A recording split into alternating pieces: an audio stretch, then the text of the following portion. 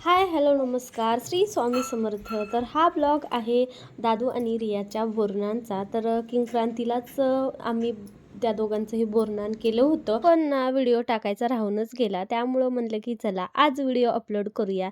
माझी तर काही संक्रांत झाली नाही, त्यामुळं मी काय ह्या दोघांना ओवाळलं नाही. त्यासाठीच मी अश्विनी काकू आणि ह्या देशमुख काकू ह्या दोघींना बोलवलं होतं.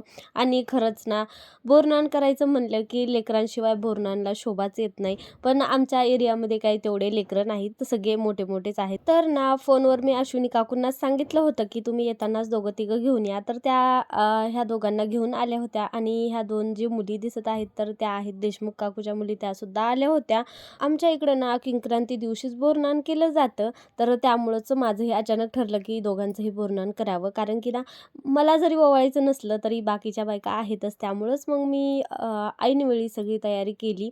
तर ना रियाला मला घ्यायचा होता खणाचा ड्रेस, पण तो काही मला आयत्या वेळी मिळाला नाही. त्यामुळंच तिचा जो बड्डेचा ड्रेस आहे, म्हणजे फोटोशूट करण्यासाठी घेतला होता, तोच तिला घातला. आणि दादूसाठी तर हा मी ऑनलाईन ड्रेस अगोदरच मागवलेला होता बोरनांसाठीच. अर्ध्या तासाच्या आत मी सगळी तयारी केली होती. तर तुम्हाला डेकोरेशन कसं वाटलं आणि कसं नाही मला नक्की कमेंट करून सांगा. मला तर असं वाटलं होतं की रिया दादू किती परेशान करतात की किती नाही, की कारण की ना दोघांनाही सर्दी झालेली आहे. त्यामुळं आपण दोघांनाही अजिबात त्रास दिला नाही. चला तर मग भेटूया नेक्स्ट व्हिडिओमध्ये. तोपर्यंत बाय बाय, स्टे ट्यून.